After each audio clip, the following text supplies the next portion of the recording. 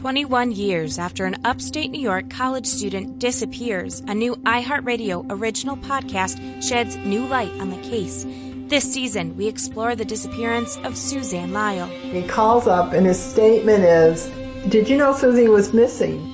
We follow her footsteps and dive deep into her world, searching for answers.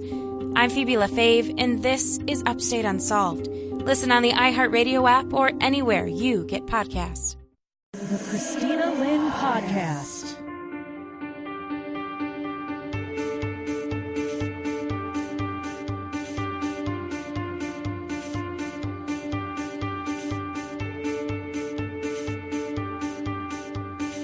Second True Crime Tuesday with Pauly G.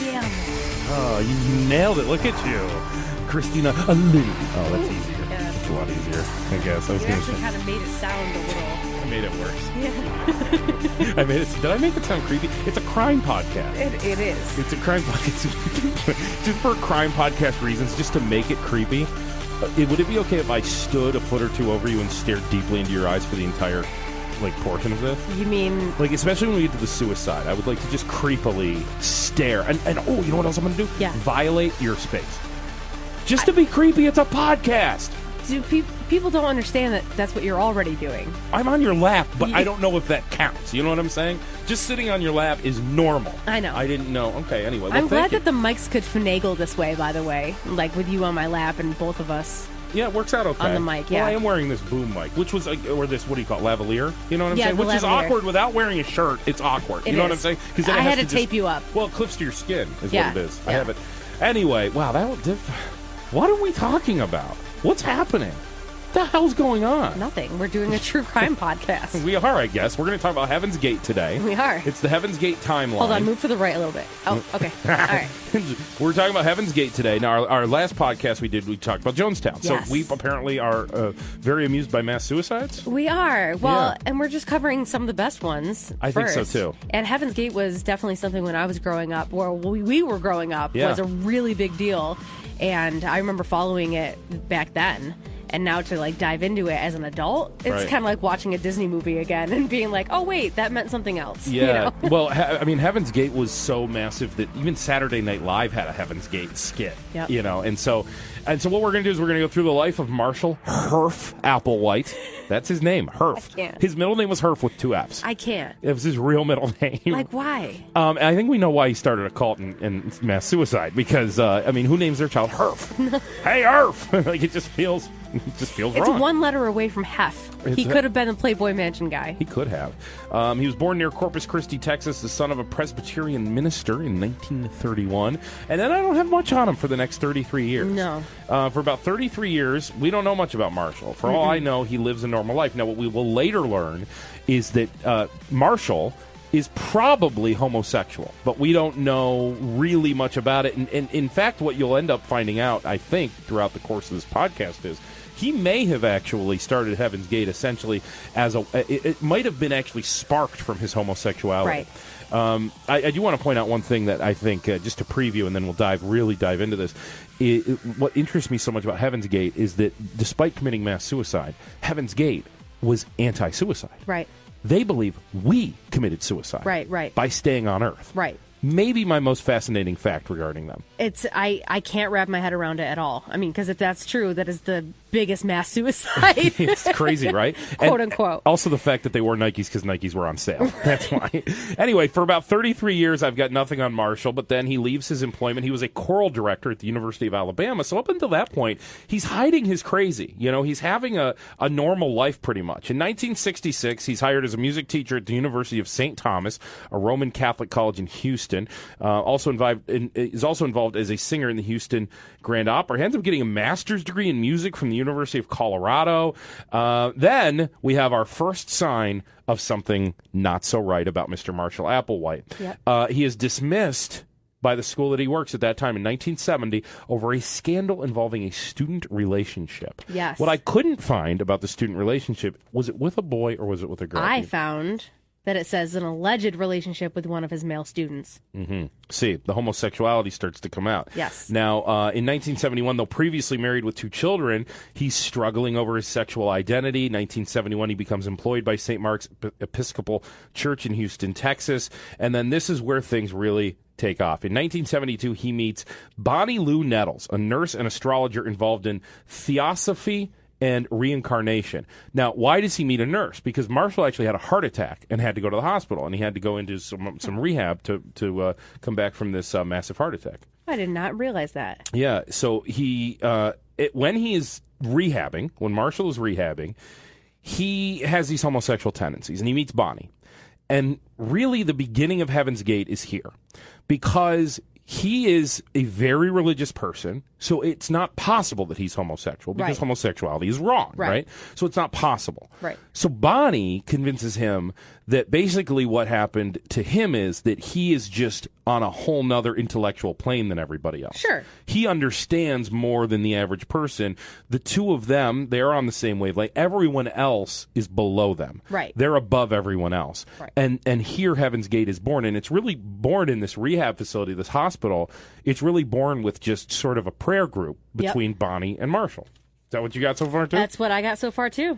We go back to my timeline here. 1973, Nettles leaves her husband and 4 children to be with Applewhite. They open a New Age bookstore in Houston, Texas. The bookstore fails, and they spend the next 6 weeks soul-searching in the Texas Hill Country. They open a restaurant in Teos, New Mexico called Sunshine Company. The restaurant fails. They begin to travel. It's like everything they do fails. Doesn't it seem like even Heaven's Gate? I mean, they really had something going with Heaven's Gate. This might be a little premonition. Yeah.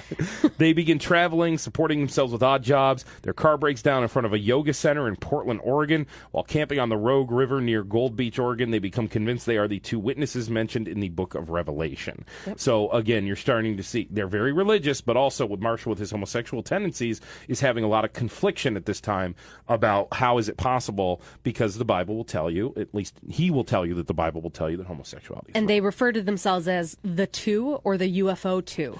Yeah, that's right. And don't they have didn't they have names for each other? What were their names for each other? Wasn't oh god, they had nicknames for each other. Maybe I'll come to it in my timeline. You keep talking, maybe I'll look it up. Yeah, arrested for stealing a rental car in 1974 and using stolen credit cards. So again, super religious, not afraid to break the law. Charges against Nettles are then dropped. She returns to Houston. Applewhite goes to jail for 6 months. While in jail, he writes Statement 1, their first recruiting piece. They predict their assassination and resurrection. They promise to take followers away in a spaceship after their resurrection. Found the nicknames. Okay. Bo and Peep. That's right. That was the first one, but there was more. Doe and T. Yes, I remember. That was the big one, right? And then Guinea and Pig. Oh, really? I never. Wow. Okay. So I'm starting to think these two are a little weird. You think? 1975, March, California.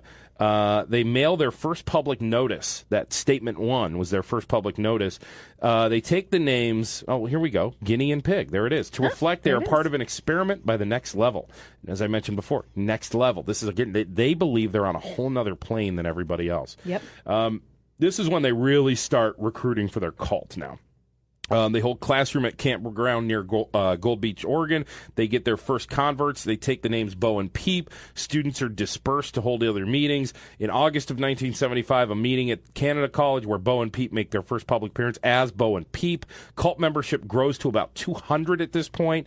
Then they meet in September in a town called Waldport, Oregon, which is attended by the press. They end up getting some bad publicity because for the first time they get put on TV and in mainstream media, and people start going, wait, what the hell is going on here? Yep. These two are calling themselves Bo and Peep. This is weird. Anyway, this is when it really factions off. Now, at this point, it was already weird. Okay, it was weird. They were building a cult. Yep. It was weird. They believed that they were going to a UFO when this was all said and done, and that was the end. Yep. But this is really the first time the public sort of becomes aware of, like, wait, what the hell is going on with these two people? Which is also weird to me that they went so mainstream because, like we talked about with Jonestown, he was very involved in things, but they were all community-based things. You didn't really hear about him going really mainstream with anything that he did because he kind of just kept his line of communication like almost like closed circuit, right? Right. But here they are like, okay, we are really right in what we're doing, and therefore let's share it with everybody. Yeah.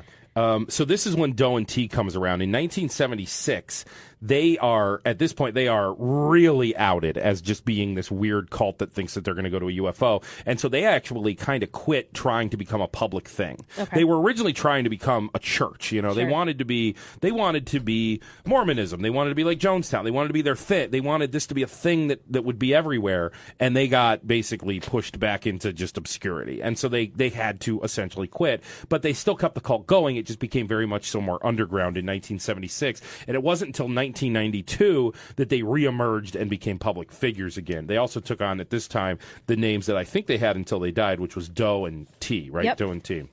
Yep. Oh, sorry. Go ahead, Christine. No, I was going to say another fact here is that Applewhite believed he was the evolutionary kingdom level above human. And that's that next level that you keep referring to, that the evolutionary kingdom level above human.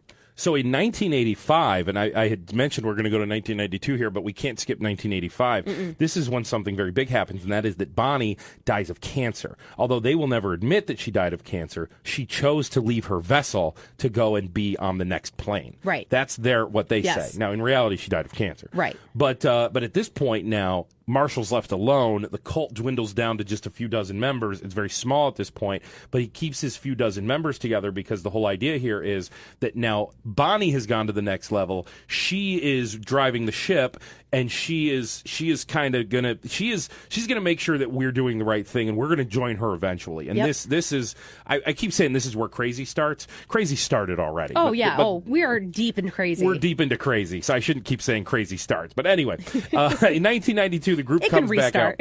They made a video, and I don't know if you did this. You can go on YouTube and look at the Marshall Applewhite video. The video. Yeah, you can go on. And they're very long videos. Oh. The Marshall Applewhite videos are hours long, and they're recruitment videos essentially. And in 1992, he makes one called Beyond Human and starts putting it out there. Doesn't really get any new followers out of it because it's crazy. It's crazy stuff. It's absolutely nuts. In 1993, Applewhite places one third-page ad in the USA Today.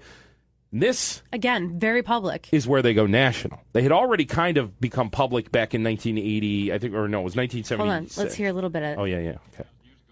Disciples, those who are trying to prepare themselves for entry into the evolutionary level above human, synonymous with the kingdom of God. He looks creepy as hell. The kingdom of heaven. Let me see real quick. We're going to talk to you about the most urgent thing that is on our mind, and what we suspect is the most urgent thing on the minds of those who will connect with us. What's that? We'll title this tape. I think he's going to go on. Is he going to go? This is going to take a while. How long is just that one? That one is only 8 minutes. Oh, that's not too bad. It's not too bad. No. So anyway, in 1993, he actually decides to take a page out, a one-third page ad in the USA Today, and the title of the ad is UFO Cult. How would people let that run? No, listen, hold on. I got it right. Hold on. My page cut off. I'm sorry. I got that wrong. The title is UFO Cult Resurfaces with Final Offer. Stop it. Yes. Resurfaces with final offer. Wait, it's an ad, or is it like a classified ad? It's an ad. He's recruiting into his cult. This is the final offer. Join our cult. Come on. But right now, Labor Day sale. This is like a Labor Day or something. Get your mattress and salvation. Join a cult. Come on, we're going to the UFO. 1994, members of the group are sent out in teams to recruit new members by holding public meetings. They're trying really hard. You know, Jim Jones, I was about to say give Jim Jones credit. Don't give Jim Jones credit. No. But what I was about to say is Jim Jones managed to have 1,000 followers. Yeah. Okay? These guys never got there. No. These guys got to dozens. Because Jim Jones, as we talked about in that episode, he started with something really positive. Right. He was like, let's stop segregation. Let's, get people in places where they shouldn't be, and let's all be together as one people. And then it turned horribly wrong. These people, Applewhite and Nettles, from the get-go were like, no, there's something weird, and we're the weird. You're the weird. We're not the weird. We're going to be on a UFO, and we're going to save our lives because that's who we are. And there wasn't any good to it. There weren't people that were like, oh, yeah, this will really help out my community by being part of this cult. They didn't even hide it. It was just weird. It was difficult to get regular. Right, Jim Jones had some regular people, who actually joined his thing because they thought they were doing the right thing. Right. A regular person would sniff crazy out within 30 seconds of talking to Marshall Applewhite. Right, 100%. Now, this is one of my favorite parts in the story. This is 1995. In 1995, they start a business because, they don't work jobs anymore. This becomes their full-time job. Of course. The only problem is it doesn't pay anything, so they need money. So they buy a house, they start living together, and they need a job. And do you want to know what they did for a living? What? They started a business called Computer Nomads. They did computer programming. Now, Stop it. Now, remember, this is 1995, which means they were way at the beginning of something that would turn out to probably have made them millionaires. Oh, my gosh. If you were a computer programmer in 1995, do you know what you were in 2005? You were a millionaire. Yeah. And they were computer programmers in 1995. Unbelievable. They were also one of the first websites. Yeah, because of the fact that they were way ahead of the game. That's strange. Yeah. In September of 95, they posted their first, quote, exit statement on the internet intended to address the religious world, quote, primarily Christians. And that actually brings me to something I just thought about.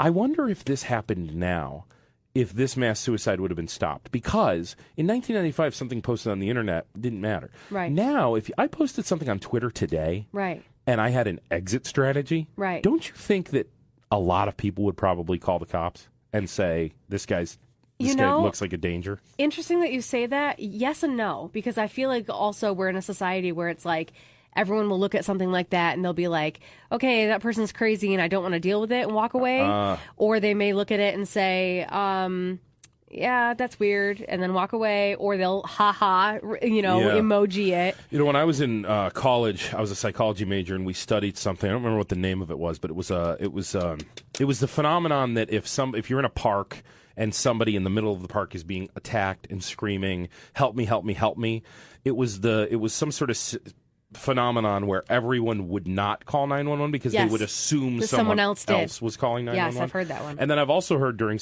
first aid training that if you are on the scene and if you are CPR trained, that you are supposed to point somebody out and say, you call 911. Yes. As opposed to just say, somebody call 911. Yep. So picture somebody's drowning. Say I'm a lifeguard. It's just the example I'm thinking of. I drag somebody out of the water, and now I have to save their life. Just before I give mouth to mouth, I'm going to look up to the crowd that has probably gathered, point at one person and say, you call 911. Now I'm going to perform CPR. Because if you don't, then everyone just thinks everyone else is doing it. Yes, I've heard that before. And so you might be right. So anyway, October 1995, they post their second exit statement on the internet, intended to clarify their first exit statement. What do you think they had to clarify about their exit statement? Or are they just basically saying, guys, please, come on. They built the door, now they're staining it. Yeah. Come on, guys. Hey, pay attention to us. Look, here's another exit statement. We're for real. We're for real, you guys. Come Stop. on. This is mean. You guys are being mean. But the other question is, how many people did, go on the internet and find it? Because that's the other point here, is that right now we can go on Twitter or Facebook or whatever and see someone's status in a scroll. But back then, it wasn't Facebook, Twitter. It was not even MySpace. You had to, what was it like? Because I remember my first access to the internet was around this time. This was when people started to pop up where like one AOL. Buddy would have the internet or something. Right, and you would go into like chat rooms. Right. Right, that was like the thing at the beginning of the internet. There wasn't like a website. Yeah. Like you didn't really just surf around the web. Right. That's right. Let's go to 1996 now. In the summer, they moved to San Diego County, and they rent a $1.6 million mansion. Now, you might be saying, how can they afford that? Well, two things. One, they're running a business. And two, they don't have to worry about it for very long because they know that they're not going to stick around. True. So if you knew you were going to commit suicide, the one, I guess, silver lining would be you can probably skip out on paying some of your bills in those last few months. Well, how would you get approved for a mortgage? That's a good question. I don't know. Maybe their business. Maybe they leveraged their business somehow. Because they also, at this time, changed the name of their business to Higher Source. So in 1996... They go from being computer nomads to Higher Source. Now, in 1997, we're starting to get to where the stuff happens here. January, they again post exit statements 1 and 2 on the internet. Hey, guys, please, seriously, come on. Come on. Somebody read this. Again, they're talking about going on a trip. That's what's in it. They send letters to clients. About Hale-Bopp. Remember, that was the name? Yes. Hale-Bopp was the comet. It was the comet. It's their sign to leave Earth. Yep. Hale-Bopp, I believe, was the spaceship was behind Hale-Bopp, right? That was the idea? That's why we couldn't see it? I had the exact here. Because it was hiding behind, and Bonnie's driving it. Driving the spaceship that's behind Hale-Bopp. I think is the story. Rumors began spreading throughout the group in the following years that the upcoming comet Hale-Bopp housed the secret to their ultimate salvation and ascendance into the kingdom of heaven. Okay, all right. March 23rd, Hale-Bopp's closest approach to Earth. This is the day that 15 of them commit suicide. Now, a couple of things before we get into the actual suicide that I just found to be really, really interesting. Yeah. One, they went out to dinner together, apparently to like a local diner, all of them. And how many are there? There's like 30-something, right? There's 39. 39 of them. They all go out to dinner together, and they all dress exactly alike. Yes. And they go to this dinner, and they all order the exact same meal. And apparently they sit in this diner, and they sing songs, and they do like little chants, and they laugh and stuff, and because they're having their last supper. Right. But nobody else knows that. Right. They are... I mean, you talk about crazy. Yeah. They are celebrating. Right, this is right. their last night of torture. They're about to be their lives are being saved tonight. Right. Because they're finally going up to the spaceship tonight. Right. How do you get to that level? Right. How do you get to where you've bought into this?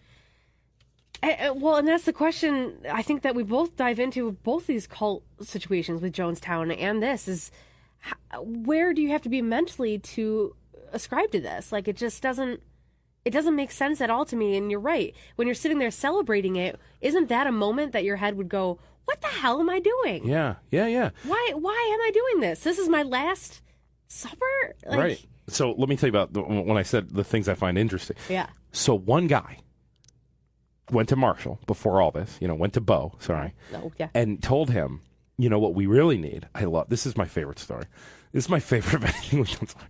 He goes to Marshall, he goes, what we really need is we need somebody who stays on Earth to tell the story of what happened here. Smart man. And I think, and I listen, I'm willing to do that for us because I can put up with a little more torture here on Earth. A smart and you man. guys, you go on, and I'll join you later. Yes. But I'm going to stay here, and I'm going to do press. How did Bo feel about after that? this? And Bo fell for it hook, line, and sinker. Oh, my God. Bo, absolutely, he said, that's a great idea. And this guy, this one guy, so there were 40 is what it was. Yes. 39 committed suicide. So did you, by any chance, see the videos, too? They shot like goodbye videos, basically, about how good do you feel. You can also find these on YouTube. Okay. Very creepy. There are videos of all the different members basically talking about how great they feel to know that they're finally going home. Okay. We have Press Odie with us now, and we understand that you have something you'd like to say. Yes, I do. I prepared a little statement for any in the world who might be interested in why I'm ready to go to the next level. And I hope that this will explain what it means to me. First of all, I consider myself extremely fortunate to have been chosen for this class and to have been in the keeping and care of two older members from the next level for the past 22 years. In 1975, I received a statement entitled Human Individual Metamorphosis. And even before I finished reading the message, I knew I was hearing my Lord, my shepherd's voice. After meeting T and Do the first time, I instinctively knew who they were and where they came from. There was no doubt. It's like a knowing inside that you can't deny. The information that they brought us about the next level and their ways and conduct were not human ways, and it became more clearly evident the more I was with them that I wanted to become like them. Their consistent caring and conduct was evidence to me that they were from a world I wanted to be a part of. Over the years, that desire has never changed. Now the time has come for us to leave this world and to return to the level above human as new beginners. And as new beginners in the next level. By dropping these bodies, we will receive the inheritance we have been promised of eternal life in a physical, next-level body to be in service to the Chief of Chiefs. It is my choice to lay down my borrowed physical body to prove to the next level my love and the trust I have in my older members for what they have shown me as their example of what I can become. My thoughts in these last hours are only of joy and wonder at the thought of going home to my older members and being in T's house at last. Thank you. Do you want to know how they committed suicide? What they took, what they consumed to commit suicide. I know, but I think our listeners want to know. Okay, so they took phenobarbital with applesauce. It's my favorite. Have you ever had it? No, I haven't. It is fall. And then they did a shot of vodka afterwards. Uh-huh. The vodka apparently was just to sleep. Oh, Here's the problem. It didn't fully work. No. So some of them, realizing that they were just kind of suffering but not dying, right, put plastic bags over their heads, which is extremely creepy, obviously. 15 of them commit suicide the one night, 15 the next night, and then 9 the day after that. And then so it says remaining 9 commit suicide, the last 2 disposing of the other's plastic bags. Hold up. Yeah. Imagine being in the second or third wave of that, okay? So now you've committed to this whole situation. You are in the final hours, and 15 of the people who were right next to you at that dinner, at the diner, are now dead. Yep. And it's your turn next. Yep. Why, in that moment, again, are you not having a come to Jesus? Now, hold on. This is spent. No, but they are coming to Jesus. That's the thing. They're going up. They're going. This is the come to Jesus. I know. You know what I mean. Okay, so March 20, this happens over the course of 3 days. So these people that went in wave 2 and wave 3, they're living in this giant mansion with 15 dead bodies. Right. For an extra day. And then the last 9 are sitting there for 2 days with these dead bodies. 30. And they're just celebrating. They're just celebrating the fact that their brothers and sisters have gone home. And tomorrow night I get to go home too. What do you think their days were like? I don't know. I just are they doing shots of vodka for fun? While they're celebrating? Before they do their shot of vodka for good with the plastic bag? I don't know. My head cannot wrap around that. I can't wrap around it either. And the thing that I don't understand the most is, how did they get around that comet and get in that spaceship? Because that comet was big. It was really in the way. It was really in the way. Inconvenient. Or was it like they got beamed to the ship, kind of like a beam me up Scotty thing, where they just appeared in the ship? I think that the comet had some sort of black hole-esque type of thing, and that was have you ever seen them? Oh crap! Oh no, it's the name? It's that movie where it's the key to, you go to Egypt when they go through it.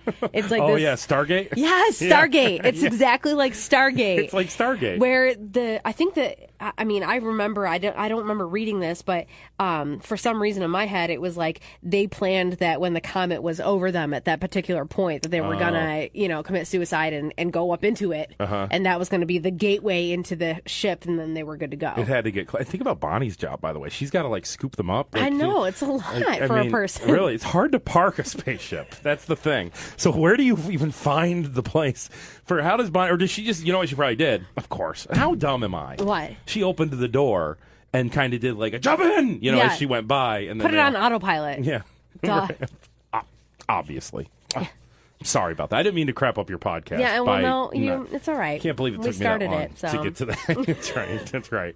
And there you have it. That's Heaven's Gate. And then obviously afterwards it became this thing. It was national news. It was international news, really. Saturday Night Live, as we mentioned, did a skit, and people talked about it forever, and they became famous for their Nike shoes. And did you've seen the pictures of all of them laying in their beds dead? Yes. Very that creepy. That is what has stuck with me ever since it happened in the 90s. It just come on, that's just so crazy. It is. It certainly is. Christina Lynne, I think we did it. I think we did it too, and it's just thank you so much for doing this. It's crazy to think about how crazy people are. It is. And I don't mean to be redundant, but that's the truth. Now, we're not going to choose our next topic, right? You're going to do a poll of some sort? I'll do a poll. Okay. Maybe the next one, should we stay with the cults? Cult? We could call it we could almost do it like seasons where, we knock out a bunch of cult episodes, call it season 1, and then we'll pick a new topic. It's still within true crime. True. But we'll take a new type of true crime and then do a bunch of episodes and then call that a season. We could do that. That's a cool idea. Yeah, I'm a big serial killer girl. Okay. So yeah, that's creepy. But okay, go on. No, I really am. How many dates into dating a guy do you whip that out on them? First. How many minutes in? First of all, what's a date? I don't know what this word date is. It's been a while. I've never dated. Have you really? Wow. Yeah. Okay. All right. Cool. I'm just that cool. Right. Okay. So we're gonna do a poll. Yeah, we'll do a poll. And maybe we stick with cults. Yeah. Yeah. Well, I know you have an affinity for Charles Manson. I do. So that's certainly got to be on the list. Maybe we throw that into the poll. See if I kind of feel like I've beaten that one dead, though. Have you? Okay, you've already done that a bunch? No pun intended, yeah. All right. Okay, all right. Yeah, well, I'll dig into it. I know that Carl Falk was saying that we have some interesting information that we could do if we covered, what was his name? The local guy, right? Yeah. Local guy. Arthur Shawcross. Yes, right. He said that there was a serial killer happening the same time that Arthur Shawcross was killing prostitutes. That there were two, and that the second one never gets spoken of. Yep. And then also we could even have a guest, because there is somebody I know who actually works here part time, whose aunt, I believe it is, was killed by Arthur Shawcross. No way. So, yes. And I'll tell you who. It's Rich Cashman Jones. Is it really? Yes, Rich Jones' aunt was killed by Arthur Shawcross. Oh my God. So he would be a good, good, maybe even we get a little guest. All right. Well, I'll put the poll up on my Facebook, or go to xtinalynne.com, xtinalynne.com. And thank you again, Pauly. Thank you. Thanks for having me. The Christina Lynne Podcast.